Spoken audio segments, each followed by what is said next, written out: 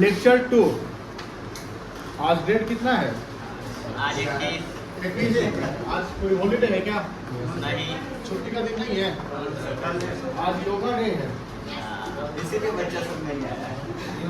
चलिए लिखिएगा।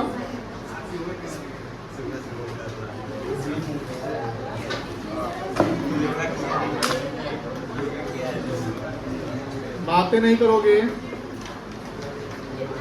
Mobile phone को पहले पॉकेट में रख लीजिए आप लोग अपना अपना, ठीक है ना।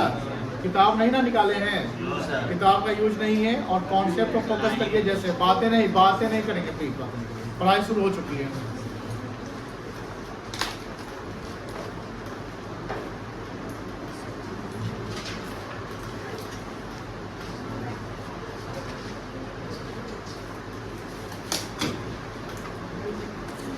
इम्पर्सनल अकाउंट मतलब जो पर्सनल अकाउंट नहीं है। पर्सनल अकाउंट में आपने लिखा था personal account is the account which is related directly related to person, है ना। अब इम्पर्सनल क्या लिखोगे? Which is not related to person is called impersonal, ठीक है ना। लिखो इसके बारे में। Those account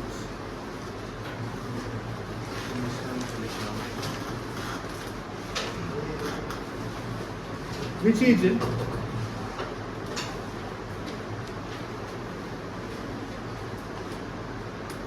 not related to person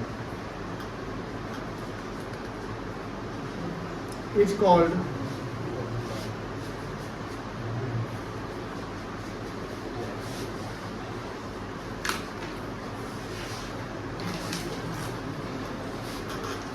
impersonal account। अब इम्पर्सनल अकाउंट कितने प्रकार के हैं? 2।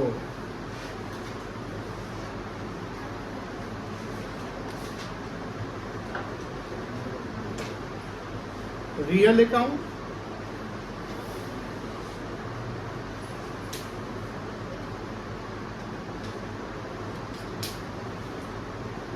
Nominal account. रियल अकाउंट जो एसेट से बिलोंग करता है। रियल अकाउंट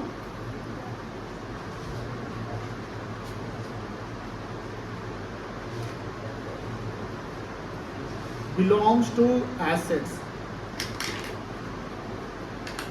किससे बिलोंग करेगा बेटा? एसेट से।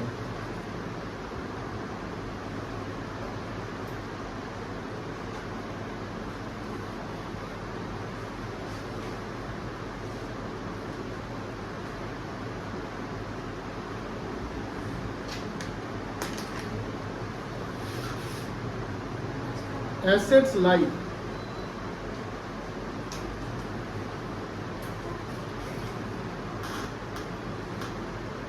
building,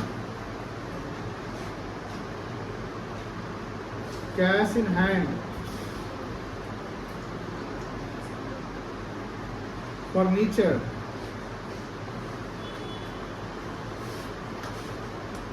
goodwill, machinery, stock, investment, land, etc. और real account।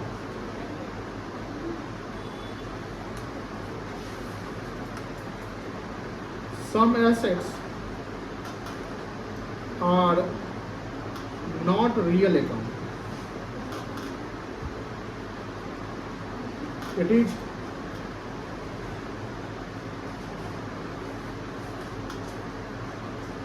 personal account, like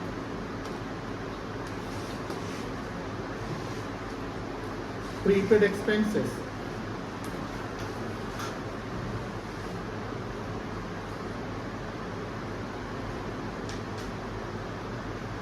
income accrual,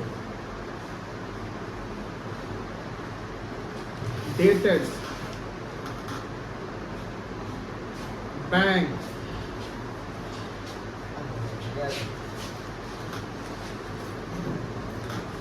bills receivable,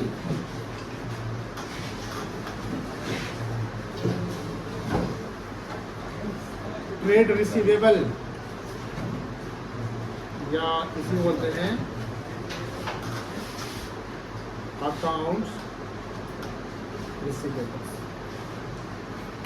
इसको ऑन कर सकते हो?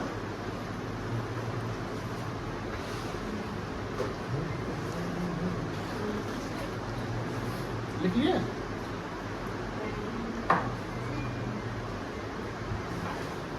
सर ट्रेड और अकाउंट से और एक ही सब बताएंगे।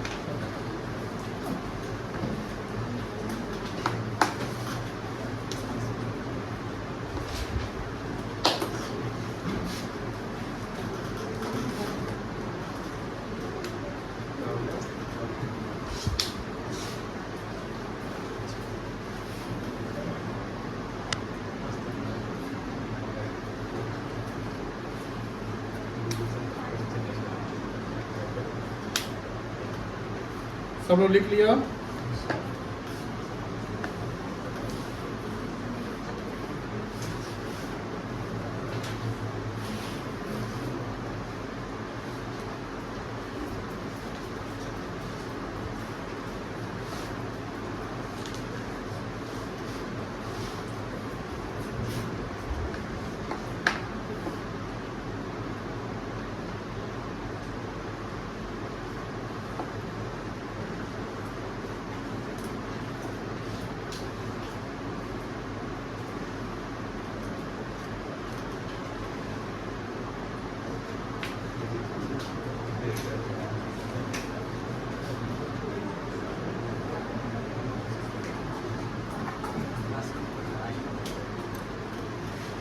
देखिए, इम्पर्सनल दो अकाउंट है। कौन कौन सा है? Real and nominal. हमने कल बताया था कि all liabilities are personal account. हमने क्या बताया था कल? All liabilities are personal account. जब पर्सनल अकाउंट बोलेंगे हम तो पर्सनल में आर्टिफिशियल भी आ जाएगा, नेचुरल भी आ जाएगा और रिप्रेजेंटेटिव भी आ जाएगा, तीनों हो जाएगा। ठीक है ना? तो अगर पूछेगा कि पर्सनल अकाउंट कौन कौन सा है, पर्सनल अकाउंट पूछ दिया तो आप तीनों का एग्जांपल डाल सकते हो। और पूछा आर्टिफिशियल पर्सन क्या है तो सिर्फ आर्टिफिशियल का एग्जांपल डालें। पूछेगा नेचुरल पर्सन क्या है तो फिर नेचुरल का। समझ गए ना? तो पर्सनल अकाउंट अगर बोल रहा है तो उसमें तीनों पॉइंट आ गए। अब दूसरा है कि हमने ये भी बोला था कि all liabilities are personal account as well as some assets are also personal account. Some assets are also personal account. अब सवाल पूछेगा कि क्या सारा एसेट्स रियल कहलाएगा? तो नहीं कहलाएगा। रियल में क्या है? रियल बिलोंग्स टू एसेट्स, है ना? रियल बिलोंग्स टू एसेट्स लिखा हुआ है बेटा। रियल अकाउंट एसेट्स, चाहे जो भी एसेट्स वो रियल होता है, लेकिन ये ऑलवेज ट्रू नहीं होगा कि सारा एसेट्स रियल हो जाता है, ऐसा नहीं है। कुछ एसेट्स तो हैं बट वो रियल नहीं है, वो पर्सनल है। जैसे पहले हम ये बताते कौन सा एसेट्स आपका रियल नहीं होगा। Some assets are not real account, it is personal account. जैसे प्रीपेड एक्सपेंसेस, याद होगा प्रीपेड एक्सपेंस क्या होता है? एक्सपेंसेस इनकर्ड होने से पहले ही हमने पेड कर दिया, तो प्रीपेड एक्सपेंस पर्सनल अकाउंट होगा। क्या होगा बेटा? पर्सनल में कौन सा अकाउंट आएगा? ये रिप्रेजेंटेटिव आएगा। क्या आएगा बेटा? Representative. Income accrued, income accrued का मतलब कहीं से हमको इनकम बना है, अभी रिसीव हमने नहीं किया, ये भी हमारा एसेट्स है। ये जितने भी चीजें हैं, ये सब हमारा क्या है बेटा? बट ये रियल नहीं है। एसेट्स है बट ये रियल नहीं है। ये सब कौन सा अकाउंट आ जाएगा? बोलो। पर्सनल अकाउंट आएगा, सब पर्सनल। जैसे प्रीपेड एक्सपेंस हो गया, इनकम एक्रू हो गया, डेटर जानते हैं ना? डेटर भी आपका पर्सन हो जाएगा क्योंकि वो पर्सन होता है, चाहे वो आर्टिफिशियल हो या नेचुरल।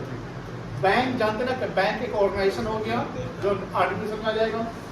बिल्स रिसीवेबल होता है हमारा कि हमारा कोई डेटर है, हमारा कोई क्या है बेटा?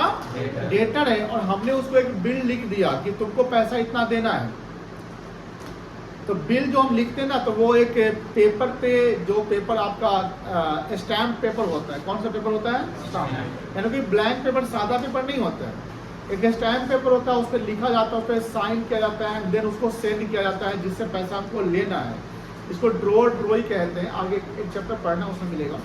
तो वहाँ पर जो पैसा मुझे किसी से लेना है तो उसको बिल रिसीवेबल कहेंगे, और अगर किसी को पैसा चुकाना है तो क्या कहेंगे? बिल्स पेबल कहेंगे। तो बिल्स रिसीवेबल हमारे लिए एसेट्स हो गया और बिल्स पेबल हमारे लिए लायबिलिटी हो गया, क्योंकि पैसा आपको चुकाना है। तो जब किसी से पैसा लेना है, ये मेरे लिए एसेट्स है, बट किसी इंसान से लेना है, किसी ऑर्गेनाइजेशन से लेना है, तो ये हमारा पर्सनल अकाउंट हो जाएगा। कौन सा अकाउंट होगा? Personal account. फिर आपका ट्रेड रिसीवेबल या अकाउंट, ये तीनों का मतलब सेम ही है। किसी से हमें पैसा लेना है, व्यापार से रिलेटेड होगा, या किसी के अकाउंट से पैसा लेना है, तो ये हमारा एसेट्स है। एसेट इसलिए क्योंकि पैसा आपको रिसीव करना है, बट ये पर्सनल अकाउंट है। कौन सा अकाउंट है बेटा? तो some assets are not real, it is personal. Some assets are not real, it is personal. Like बता सकते हैं क्या क्या था? प्रीपेड एक्सपेंसेस था, क्या था बेटा? इनकम एक्रूड था, डेटर था, ट्रेड रिसीवेबल था, बिल्स रिसीवेबल, बैंक था, अकाउंट रिसीवेबल। ये सब हमारा क्या है? एसेट्स है। ये सब हमारा क्या है? लेकिन जब नेचर की बात करें, सर नेचर क्या है, तो कौन सा अकाउंट होगा? पर्सनल होगा। Even though assets but personal. तो आप आपका सवाल आता है कि रियल अकाउंट सारा एसेट्स नहीं हो सकता। रियल अकाउंट सारा एसेट्स, रियल अकाउंट एसेट्स है। अच्छा सर, कोई ऐसा लायबिलिटी जो रियल हो सकता है? नेवर। ये यूनिवर्सल है कि जितनी भी लायबिलिटी होगी ना, हमेशा जो भी लायबिलिटी वो पर्सनल ही होगा। ये कंफर्म कर लेना। All liabilities are personal. उसमें से कोई एक भी आइटम लायबिलिटी का रियल नहीं हो सकता। रियल मतलब जो मुझे मेरा संपत्ति है। तो लायबिलिटी संपत्ति कब से होने लगा? नहीं ना होता है ना। तो रियल हो गया एसेट्स। रियल क्या हो गया? लेकिन सारा एसेट्स रियल नहीं है। तो फिर रियल क्या है सर? जैसे यहाँ देखिए, building, cash in hand, furniture, goodwill, machinery, investment, land, etcetera, this all are our real account. ये सब क्या होगा मेरा? Real account. कोई दिक्कत नहीं है। अब माइंड बैठाओ, सारा लायबिलिटी क्या है? सारा लायबिलिटी क्या है? कुछ एसेट्स क्या है? पर्सनल। कुछ एसेट्स क्या है? इसका नाम यहाँ लिखा हुआ है। इसके अलावा जो एसेट्स है रियल हो गया। कोई दिक्कत नहीं है। तो रियल में सिर्फ एसेट्स ही आने वाले हैं, कोई लायबिलिटी नहीं आएगा। अब देखो ध्यान से, अकाउंटिंग टर्मिनोलॉजी पढ़ रहे थे ना, याद है? बोलो हाँ या ना। आते हैं अकाउंटिंग टर्मिनोलॉजी। अकाउंटिंग टर्मिनोलॉजी जब हम लोग शुरू किए थे तो हम लोग टर्म्स ऑफ अकाउंट सीखे थे। क्या सीखे थे? तो टर्म्स ऑफ अकाउंट में हम लोग एसेट्स को जाना था। देखो यहाँ एसेट्स दिख रहा है ना। अब ये एसेट्स में ये जितना भी टेंजिबल फिक्स्ड एसेट्स है, जितना भी क्या है, land and building, plant machinery, furniture, fixers, car, bike, legal provision, ये सारा कौन सा नेचर ऑफ अकाउंट में आएगा? रियल में आएगा। कौन सा आएगा बेटा? रियल। अब ये जितना इनटेंजिबल फिक्स्ड एसेट्स है, जैसे goodwill, brand, know how, copyright, trademark, logo, ये सारा कौन सा अकाउंट आएगा? ये भी रियल आएगा। लेकिन जब यहाँ की बात करते हैं, ये भी एसेट्स है ना, बट इसमें सारा एसेट्स रियल नहीं है। हाँ, स्टॉक रियल हो जाएगा। स्टॉक क्या हो जाएगा? रियल। इसके अलावा डेटर बताओ। पर्सनल डेटर क्या होगा? B R, tradesman, investment, no, investment हमारा रियल हो। इन्वेस्टमेंट हमारा क्या होगा? रियल। प्रीपेड एक्सपेंसेस बोलना पड़ेगा, कैसे रियल होगा? Personal, income accrued, bank, personal. लेकिन ध्यान रखिएगा, जब बैंक है तो वो पर्सनल है, क्योंकि बैंक एक ऑर्गेनाइजेशन है। लेकिन अगर कैश एट बैंक लिखा रहे, कैश मेरा बैंक में है तो वो तो मेरा पैसा है ना। तो अगर कैश एट बैंक लिखा रहे तो उसको हम पर्सनल नहीं मानेंगे, क्या मानेंगे? रियल।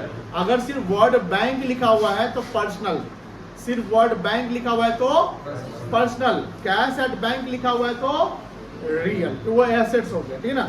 उसके अलावा कैश इन हैंड बताइए, कैश इन हैंड क्या कहलाएगा आपका? रियल कहलाएगा, कोई दिक्कत नहीं है। अब समझिए, पर्सनल अकाउंट क्लियर हो गया। इम्पर्सनल में कितने अकाउंट थे? पहला क्लियर हो गया, दूसरा नॉमिनल।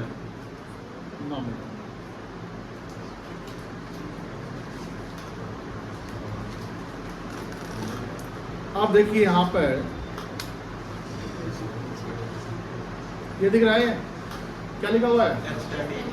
लेफ्ट साइड में क्या लिखा हुआ है? रेवेन्यू। लेफ्ट साइड में क्या है? कैपिटल, यानी जो एसेट से रिलेटेड है, बोला हाँ या ना? तो कैपिटल एक्सपेंडिचर में जो एसेट्स पे जो भी चीजें हो रही है, ये सब रियल नेचर का होता है। किस नेचर का हो गया? रियल। लेकिन जो रेवेन्यू आइटम्स है, रेवेन्यू आइटम क्या है? जो day to day business operation में जो पैसा हमको, ये सॉरी खर्चा होता है। रेवेन्यू मतलब क्या होता है? जो डे टू डे बिजनेस में हमारा क्या है एक्सपेंडिचर होता है, उसको हम रेवेन्यू बोलते हैं। ये सारा जो एक्सपेंस दिख रहा है ना डेली बेसिस पे, अब डेली का मतलब डेली करना है ऐसा नहीं है। डेली का मतलब कि हर साल आपका ये खर्चा होना है। जैसे आपको हर साल सैलरी दोगे, लैंडलॉर्ड को रेंट दोगे, इलेक्ट्रिसिटी का, पोस्टेज का, प्रिंटिंग, डिस्काउंट, कमीशन, डेप्रिसिएशन किस पे लगता है? एसेट्स पे। किस लगता है? टेंजिबल फिक्स्ड एसेट्स पे लगता है। किस पे लगता है? टेंजिबल फिक्स्ड एसेट्स लगता है, सिर्फ लैंड को छोड़कर। लैंड पे डेप्रिसिएशन नहीं लगता है। डेप्रिसिएशन का मतलब होता है decrease in the value of assets. Land depreciation का मतलब क्या हुआ? Decrease in the value of assets. सारा वैल्यू घटता है, लेकिन लैंड का वैल्यू क्या होता है? बढ़ता है, इंक्रीज होता है, तो उस पर डेप्रिसिएशन नहीं लगता है। उस पर लगता है, इसी का उल्टा होता है एप्रिसिएशन। क्या होता है उल्टा? एप्रिसिएशन। डेप्रिसिएशन मतलब decrease in the value of assets, appreciation means increase in the value of assets.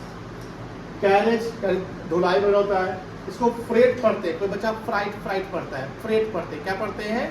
Freight. Insurance premium, जो हम बिजनेस का इंश्योरेंस करवाया उसका प्रीमियम। अच्छा, पर्सनल इंश्योरेंस प्रीमियम कोई प्रोप्राइटर का होगा जो बिजनेस से उसने LIC का पैसा चुका दिया, तो प्रोप्राइटर ने अपना LIC करवाया होगा, तो उसको हम ड्रॉइंग्स मानते हैं। क्या मानते हैं? और ड्रॉइंग्स कौन सा अकाउंट होगा? पर्सनल रियल, पर्सनल हो जाएगा, पर्सनल रिप्रेजेंटेटिव होगा। तो ध्यान रखिएगा, LIC का पैसा प्रोप्राइटर से बिलोंग करता है, क्योंकि बिजनेस का LIC नहीं होता है। बिजनेस का लाइफ इंश्योरेंस होगा? नहीं होगा। इंसान का लाइफ इंश्योरेंस होगा। अब इंसान उसमें प्रोप्राइटर हो गया, तो प्रोप्राइटर ने अपना लाइफ इंश्योरेंस करवाया और बिजनेस के पैसा से उसने प्रीमियम चुका दिया, तो उसको ड्रॉइंग्स मानते हैं। क्या मानते हैं? लेकिन मान लो कि गुड्स स्टॉक गोडाउन में है और आपने स्टॉक का इंश्योरेंस करवाया, आपके बिजनेस में मान लो कि फर्नीचर में, जैसे एयर इंडिया का प्लेन क्रैश हुआ ना, तो एयर इंडिया हर जो भी विक्टिम थे, जिस परिवार, जो सबको 1-1 करोड़ रुपया दिया, 1.25 करोड़ रुपया दिया, देना है उसको। 2000 करोड़ का उसका प्लेन था, 2000 करोड़ का प्लेन था, तो 2000 करोड़ तो उधर गया, 300-400 करोड़ इधर गया। हमने समझाया था कि बिजनेस में रिस्क होता है। अब बताइए, एयर इंडिया का सारा लॉस है कि एयर इंडिया को से पैसा मिल सकता है? इंश्योरेंस। यस, बिजनेस में रिस्क तो होता है, उस रिस्क को हम कम कर सकते हैं। क्या कर सकते हैं? उसको एक वर्ड से हम लिखते हैं, उस वर्ड को हम लिखवाए थे कहीं। रिस्क को कम करना क्या कहते हैं? मिटिगेट कहते हैं। क्या कहते हैं? मिटिगेट। मिटिगेट मतलब कम करना। रिस्क को हम कम करवा सकते हैं इंश्योरेंस कंपनी से। लगभग 4000 करोड़ का इंश्योरेंस क्या बोलते हैं क्लेम मिलेगा एयर इंडिया को। तो एयर इंडिया जो पैसा दे रही है सबको, एयर इंडिया का जो लॉस हुआ है उसके इंश्योरेंस कंपनी से पैसा उसको मिल सकता है। समझ में आ गया? कोई दिक्कत नहीं है। तो अगर हमने गुड्स का इंश्योरेंस करवाया, अपने प्रॉपर्टी का इंश्योरेंस करवाया, तो वो तो बिजनेस से रिलेटेड है। हर साल आपको प्रीमियम जमा करना पड़ेगा, वही इंश्योरेंस प्रीमियम होगा। क्या कहलाएगा? खर्चा कहलाएगा।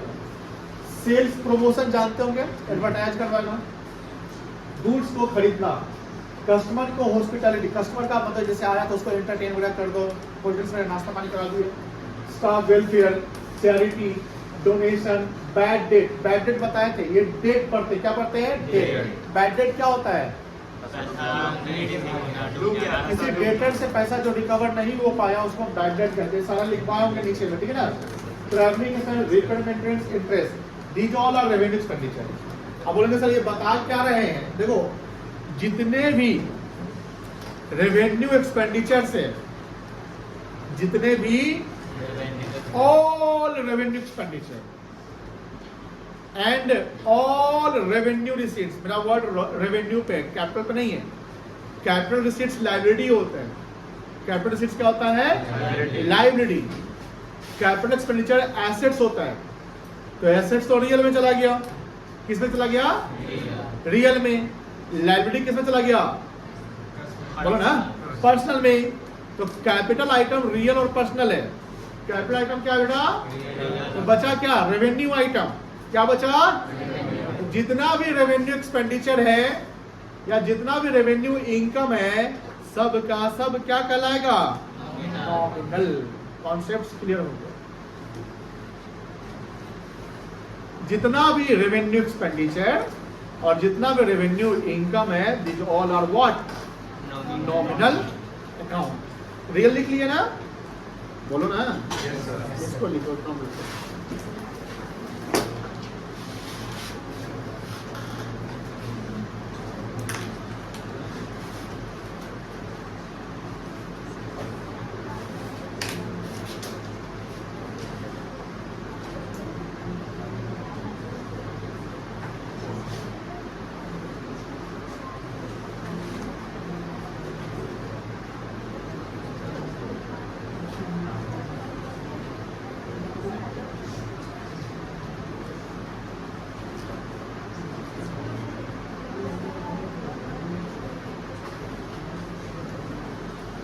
Yeah, that's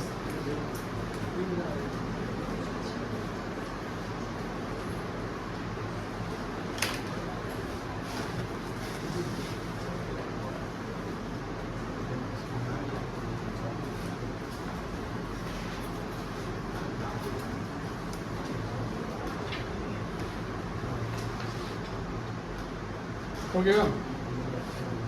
नहीं हुआ? अच्छा रुको रुको, सब बता दो, डोंट वरी।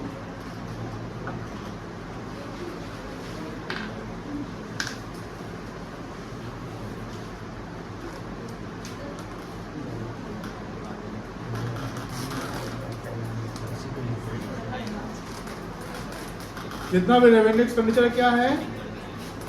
जितना भी रेवेन्यू एक्सपेंडिचर कौन सा अकाउंट आएगा? जैसे एग्जांपल बताओ। सैलरी, वेजेज, और बोलो, और बोलो। Commission, discount. वेरी गुड, ये सब आ जाएगा। देखो तो आ जाएगा ना? देखो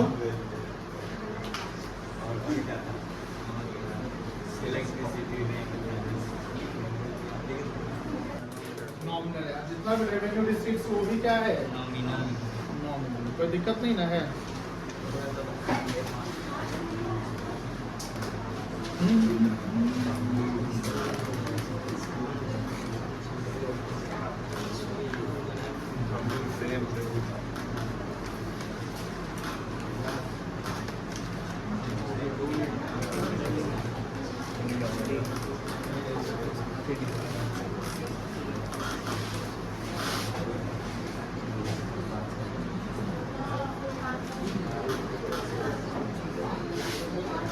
इसको भी ऐड ऑन कर लीजिए।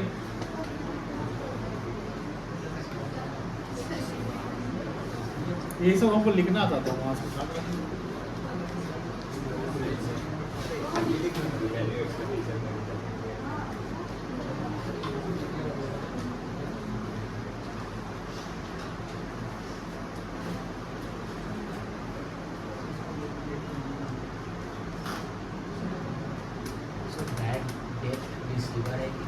Recovered.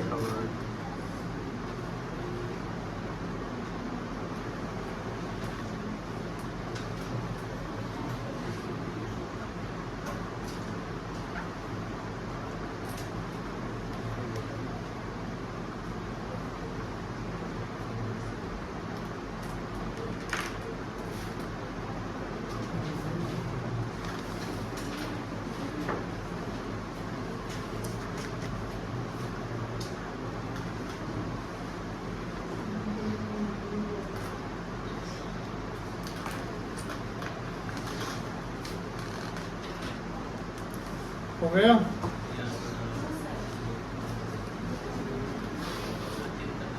चलिए सब लोग लिख लिए? बोलना हाँ ना? Yes sir.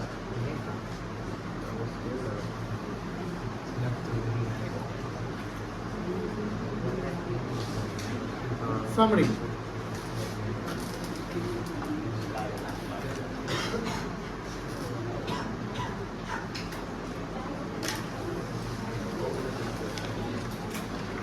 कैपिटल का हमारा क्या होगा?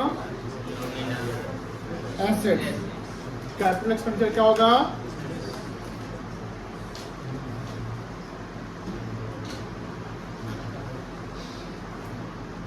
और कैपिटल रिसीट्स क्या होगा बेटा? लायबिलिटी। क्या होगा? कोई दिक्कत नहीं है।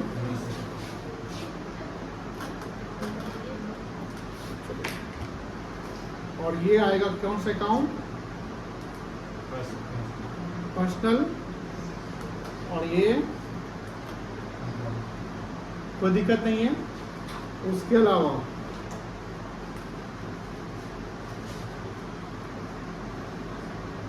Revenue receipts and revenue expenditure.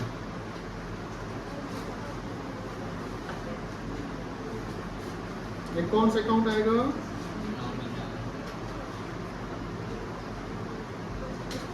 कोई दिक्कत नहीं ना? किसी को दिक्कत तो बोल ही नहीं रहा है। पक्का नहीं है? चलिए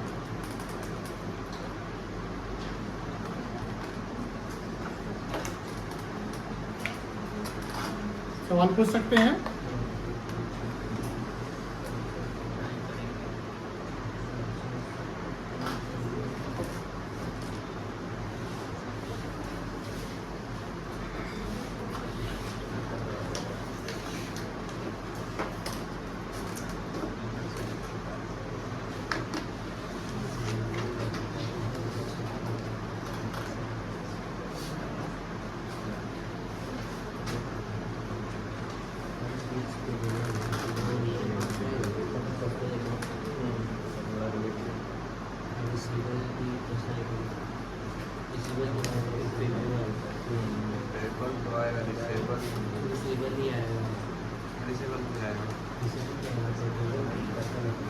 हो गया?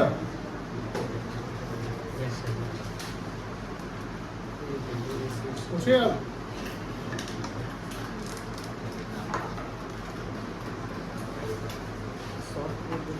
चलिए ऋषि खड़े हो जाइए। बताना है आपको पर्सनल, रियल या नॉमिनल, ठीक है ना? बताओ बैंक ओवरड्राफ्ट कौन सा अकाउंट होगा? Personal. Very good. Bills receivable? Nominal. Wrong. कोई बता सकता है बिल्स रिसीवेबल? पर्सनल ही होगा। चलिए इन्वेस्टमेंट? इन्वेस्टमेंट आपका नॉमिनल। सब गड़बड़ कर रहा है। इन्वेस्टमेंट क्या होगा? एसेट्स है ना? क्या होगा? Real. Bad debts? Bad debts आपका nominal. Very good. Loss on sale of assets? बैठ जाइए, अभी क्लियर नहीं हुआ है। जितने भी टैंजिबल फिक्स्ड एसेट्स और इनटैंजिबल फिक्स्ड एसेट्स है वो रियल है। क्या है? रियल। जितना भी लाइबिलिटीज है वो क्या है? पर्सनल। और कुछ एसेट जिसमें prepaid expense, income accrued, debtors, bills, ये सब हमारा क्या है? पर्सनल अकाउंट हो गया। कोई दिक्कत नहीं है। नॉमिनल का सिंपल सा मतलब है जो भी डेली का इनकम या एक्सपेंस है वही नॉमिनल है। डेली का जो इनकम और एक्सपेंस है वही क्या है बेटा? नॉमिनल है। कोई दिक्कत नहीं ना है? चलिए हिमांशु अरे बताओ सैलरी एंड वेजेज कौन सा अकाउंट होगा? सैलरी एंड वेजेज कौन सा अकाउंट होगा? Very good. प्रीपेड एक्सपेंसेस कौन सा अकाउंट होगा? Personal. Very good. Bank overdraft कौन सा अकाउंट होगा? रॉन्ग। बैंक ओवरड्राफ्ट लायबिलिटी होता है। बैंक ओवरड्राफ्ट क्या होता है? जितना भी लायबिलिटी है कौन सा अकाउंट है? पर्सनल, सिंपल है ना, बैठ जाइए। चलिए अंकित, आप बताओ बिल्डिंग कौन सा अकाउंट होगा? Real. Machinery real. Debtors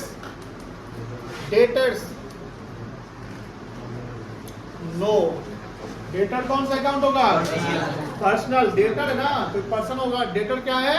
personal. बताओ bills payable personal. Bills receivable personal. Freight भाड़ा, freight nominal. Bad debt, commission receive,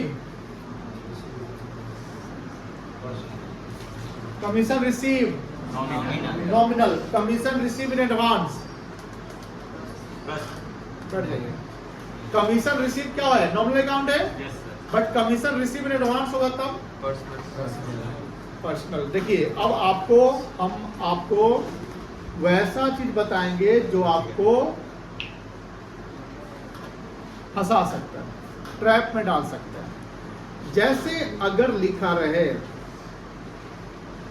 salary, क्या लिखा है? सैलरी। तो सैलरी हमारा एक्सपेंसेस है। आइडेंटिफिकेशन करिए, सैलरी हमारा क्या है? एक्सपेंसेस। तो ये हो गया नॉमिनल अकाउंट। कौन सा अकाउंट हो गया? अभी लिखेंगे नहीं, समझेंगे। लेकिन लिखा हुआ है सैलरी आउटस्टैंडिंग। क्या लिखा हुआ है? Salary outstanding. Salary outstanding. अब ये हमारा एक्सपेंसेस नहीं है, क्या है ये? अरे भाई एक्सपेंसेस सेम होता है, हमने बोला एक्सपेंडिचर नहीं है। क्या होगा ये? ये हो गया लायबिलिटी। क्या हो गया? लायबिलिटी। अब देखो जैसी तुम्हारे दिमाग में आएगी लायबिलिटी है तो तुम फट से क्या बोलो, कौन सा अकाउंट हो जाएगा?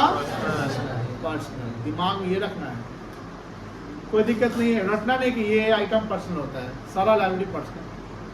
अब बात ये हो रही है कि मान लो लिखा हुआ है सैलरी प्रीपेड। सैलरी क्या लिखा हुआ है बेटा? अब ये हमारा लायबिलिटी नहीं, क्या है? तो सारा एसेट्स तो रियल नहीं होता है ना। Assets are real but some exception. Exception मतलब कि कुछ एसेट्स रियल नहीं, क्या होते हैं? पर्सनल। ये भी किसी से बिलोंग करता है, किसी को रिप्रेजेंट करता है, तो कौन सा अकाउंट आ जाएगा ये? अब देखिए हर जगह सैलरी लिखा हुआ है ना, तीनों पॉइंट में क्या लिखा हुआ है? सैलरी। बट तीनों का नेचर तो अलग अलग हो गया। पहला अगर सिर्फ सैलरी तो मेरा खर्चा है तो नॉमिनल हो गया, लेकिन सैलरी आउटस्टैंडिंग या सैलरी प्रीपेड है तो वो मेरा लायबिलिटी और एसेट्स हो गया, जो क्या हो गया आपका? बोलो पर्सनल। कोई दिक्कत नहीं है। उसी प्रकार अगर बैंक लिखा हुआ है तो बैंक क्या है? एक फाइनेंशियल इंस्टीट्यूशन है। क्या बेटा? फाइनेंशियल इंस्टीट्यूशन मतलब कि ऑर्गेनाइजेशन है ना, बोलो हाँ या ना? तो इसलिए कौन सा अकाउंट हो गया? पर्सनल हो गया। क्या हो गया? लेकिन अगर लिखा रहे कैश एट बैंक, अब कैश एट बैंक का मतलब कि पैसा फर्म का बैंक में जमा है, उसी की बात कर रहा है, पैसे की बात कर रहा है। तो ये हो गया हमारा क्या? एसेट्स। और ये आ जाएगा रियल अकाउंट। क्या आ जाएगा बेटा? Real account. और अगर लिखा हुआ है बैंक ओवरड्राफ्ट, क्या लिखा हुआ है? बैंक ओवरड्राफ्ट या बैंक लोन लिखा हुआ है, ये हमारा क्या कहलाएगा? लायबिलिटी कहलाएगा। अब ऑल लायबिलिटीज आर कौन सा अकाउंट होगा? कंफ्यूजन दूर हो रहा है ना, ये सब कंफ्यूजन क्रिएट करेगा तो दूर रखना है। उसके बाद देखो मान लो लिखा हुआ है इंटरेस्ट रिसीव। क्या लिखा हुआ है? रिसीव। बताओ इंटरेस्ट रिसीव हमारा क्या है? इनकम है। क्या बेटा? कौन सा अकाउंट होगा? कोई भी इनकम क्या है? नॉमिनल अकाउंट है। कोई दिक्कत नहीं है। लेकिन सर कॉल आ रहा है। सेव है क्या? अच्छा लेकिन मान लो लिखा हुआ है इंटरेस्ट एक्रूड। क्या लिखा हुआ है? इंटरेस्ट। अब ये हमारा क्या है? एसेट है कि लायबिलिटी है कि इनकम है कि एक्सपेंस है? बोलो। एसेट है, लाइबिलिटी है, इनकम है कि एक्सपेंस है? हेलो जी नमस्ते। एसेट्स। इंटरेस्ट एक्रूड क्या है? एसेट्स। अब एसेट्स है बट ये कौन सा अकाउंट कहलाएगा? इनकम एक्रू में आ जाएगा। कौन सा अकाउंट हो गया ये? Personal accrue. किसी से लेना है ना पैसा मुझे? डाउट क्लियर हो रही है? कोई दिक्कत नहीं ना है? समझ में आ रही है? क्लियर है? लिखे नहीं है? नहीं लिखे, नहीं लिखे ना, आराम से लिखना है। बोलो सैलरी कौन सा अकाउंट? कौन सा account? Salary outstanding, salary prepaid, insurance prepaid, वो भी पर्सनल। जितना प्रीपेड है सब पर्सनल। ऐसा तो नहीं कि सैलरी प्रीपेड हमेशा मिलेगा। Any types of expenses prepaid और आउटस्टैंडिंग, कोई भी एक्सपेंसेस प्रीपेड हमारा एसेट से और पर्सनल होगा। बोलो हाँ या ना? बोलो कोई भी एसेट्स, बोलो कोई भी एसेट, क्या बोले एसेट्स या कोई भी ऐसा नहीं, एक्सपेंसेस बोला था। कोई भी एक्सपेंसेस प्रीपेड हो पर्सनल अकाउंट कहलाएगा। कोई भी एक्सपेंसेस आउटस्टैंडिंग हो पर्सनल अकाउंट कहलाएगा। कोई भी एक्सपेंसेस आउटस्टैंडिंग है, लाइबिलिटी है। कोई भी एक्सपेंसेस प्रीपेड है, एसेट्स है। तो कोई भी एक्सपेंस प्रीपेड या आउटस्टैंडिंग ऑलवेज पर्सनल। लेकिन सिर्फ एक्सपेंस लिख दिया, सिर्फ क्या लिख दिया? एक्सपेंस। कोई भी एक्सपेंसेस अगर हो तो नॉमिनल होगा। समझ में आया कि नहीं आया? Yes sir. कोई भी एक्सपेंस है तो क्या होगा बेटा? तो ये थोड़ा सा ना समझना है। यहीं पे बच्चे थोड़ा सा फंसते हैं, गलती करते हैं। तो गलती ना करिए, उसके लिए हमने आपको थोड़ा सा अलर्ट कर दिया। तो इसको नोट डाउन करिए और हम लोग एक छोटा सा प्यारा सा एक क्वेश्चन करेंगे।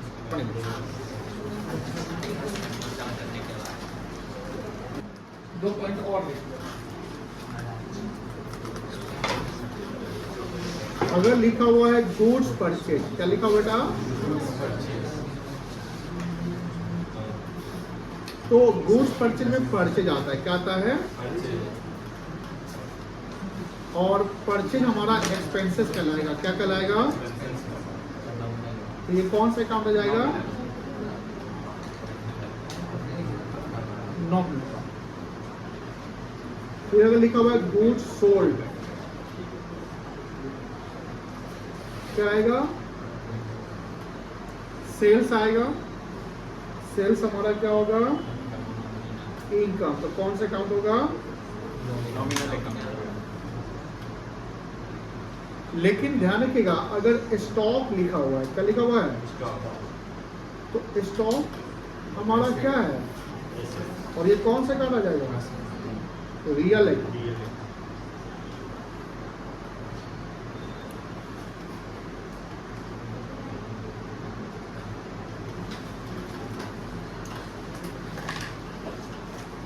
चलिए हो गया सबका?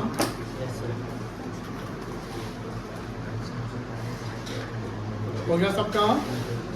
हटा दे।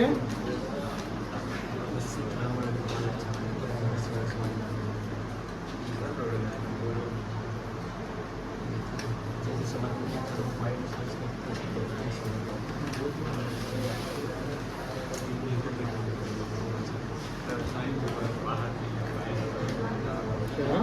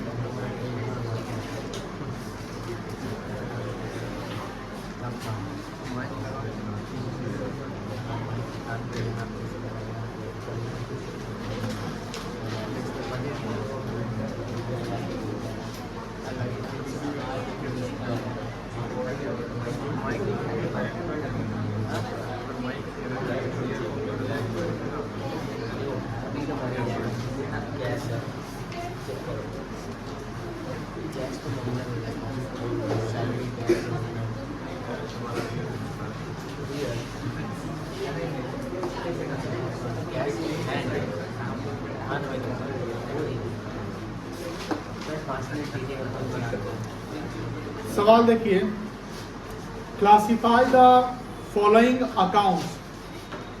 यहाँ पर टोटल आपका 18 अकाउंट दिख रहा है ना। Classify the following accounts into personal, real and, यहाँ पर्सनल में 3 अकाउंट आता है ना, आर्टिफिशियल, नेचुरल एंड, कोई भी हो पर्सनल में डाल देना है। अब ये कैसे होगा ध्यान रखिएगा, कैसे इसको बनाइएगा, हम आपको फॉर्मेटिंग कर देते हैं। 3 कॉलम बनाना है। कितना कॉलम? 3 कॉलम। एक में क्या लिखना है बेटा? Personal account. एक में क्या लिखना है? और क्या आप सब खुद से लिख सकते हो? समझा देते हैं, देखो ध्यान से। यहाँ जो आइटम लिखा हुआ ना, जो भी चीज, जैसे कैश लिखा हुआ ना, मुझे बताओ कैश कौन सा अकाउंट है? Real account. तो यहाँ लिखना कैश, समझ गए? फिर लिखा हुआ है बैंक, यहाँ सिर्फ बैंक लिखा हुआ है। क्या है, कौन सा अकाउंट है? बैंक यहाँ लिखोगे, ठीक है? बोलो हाँ। हाँ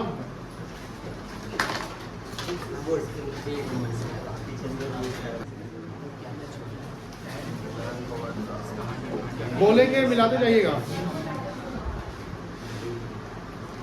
cash,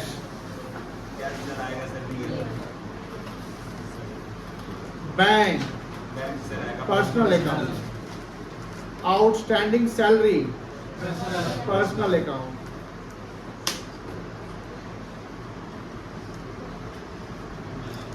sales, nominal account, accrued interest, personal account, lease hold property, assets है, प्रॉपर्टी है, इसका मेन वर्ड है आपका प्रॉपर्टी, रियल हो जाएगा। ड्रॉइंग्स,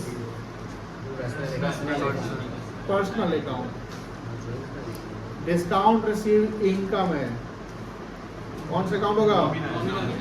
नॉमिनल अकाउंट होगा। बैड डेट रिटर्न ऑफ, पैसा डूब गया, खत्म कर दिए, खर्चा है, लॉस है। Bad debts written off, purchase expenses है, कौन सा है? परसों का सभी बताए ना, nominal account. Bad debt recovered income है, कौन सा account? Nominal account. Plant and machinery assets है, रियल अकाउंट। कैपिटल, तो बोलोगे नहीं, पर्सनल अकाउंट। इंटरेस्ट पेड, खर्चा है, nominal account. Bank overdraft liability है,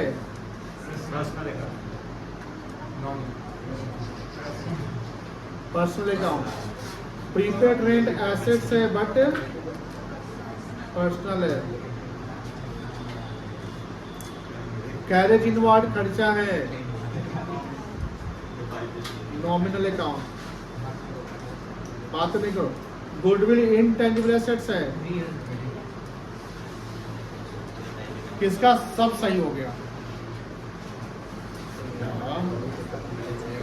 नोटबुक कहाँ पे ना उठाए? इसका 2 से ज्यादा गलती हुआ है। और 2 से ज्यादा गलती, कितना गलती हुआ है? 3 गलती हुआ। चलिए ठीक है। अब किसका किसका, चलिए आपका 3 गलती कहाँ कहाँ हुआ बताइए? Interest paid, very good. देखिए जो गलती हुआ उसका वो डाउट में है, तभी तो गलती हुआ। बातें नहीं करी प्लीज। जो गलती हुआ मतलब आपका डाउट में था, उसने गलती की है, तो उस गलती को या उस डाउट को क्लियर करना है। जैसे आपका था इंटरेस्ट पेड, क्या बनाया था उसको? पर्सनल, गलत। इंटरेस्ट पेड मतलब हमने इंटरेस्ट किसी को दिया, तो मेरा खर्चा है, क्या है? एक्सपेंसेस है। और एक्सपेंस है तो कौन सा अकाउंट आएगा? नॉमिनल, ठीक है ना? और क्या गलती था आपका? सेल्स, अभी जस्ट हमने बताया था सेल्स। सेल्स हम गुड्स का करते हैं वो इनकम है, तो कहाँ जाएगा? नॉमिनल में। और ड्राइंग्स प्रोप्राइटर भी ड्रॉ करता है, प्रोप्राइटर से रिलेटेड है, तो कौन से अकाउंट में आ जाएगा? पर्सनल अकाउंट में। चलिए आपका ये कौन कौन गलती है? इसके अलावा जो भी हमने समझा उसके अलावा कोई गलती था? कौन? बैड डेबिट नहीं, बैड डेट्स। बैड डेट हमने जस्ट बताया पैसा डूब गया, मेरा लॉस है, तो क्या हो गया? नॉमिनल हो जाएगा। और बोलिए कैपिटल। अरे कैपिटल में गलती कर दिया, कैपिटल तो पर्सनल अकाउंट नहीं था, सबको याद होगा है ना। और किसी का गलती हुआ था? गलती तो हुआ लेकिन चुपचाप है। क्या गलती हुआ था आपका? Outstanding salary. हमने बताया ना अभी, आउटस्टैंडिंग सैलरी हमारा क्या है? लायबिलिटी के एसेट्स है। क्या है? आउटस्टैंडिंग सैलरी क्या है? लायबिलिटी के एसेट्स है। लायबिलिटी है तो हमारा क्या हो गया? पर्सनल अकाउंट होगा। कौन सा अकाउंट होगा? Personal account. आपका क्या डाउट था? ए तुम दोनों को हम बोल रहे हैं, इसको पॉज कर दो पहले। Covered bad debt return of, मतलब पैसा डूब गया, हमने उसको खत्म कर दिया, खर्चा मान लिया, तो वो क्या हो गया? आपका नॉमिनल हो गया। क्या हो गया? इसके अलावा और कोई डाउट है?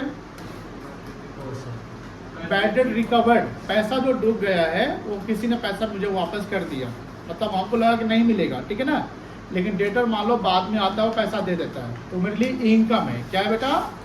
इनकम है। तो कौन सा अकाउंट हो जाएगा? नॉमिनल। और कोई दिक्कत है किसी को? किसी को और कोई दिक्कत है? नहीं है। ये हो गया ना क्लियर?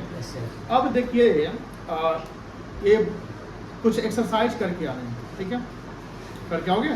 Yes sir. ये चैप्टर जो है शायद आई थिंक क्लासरूम पे होगा, तो वहाँ से बनाइएगा, तो बुक से बना लीजिएगा। इलस्ट्रेशन 2 बना लीजिएगा। नहीं 2 में क्रिएटिविटी है, अभी रूल्स नहीं बताया, छोड़ दीजिएगा। क्वेश्चन कर लीजिएगा।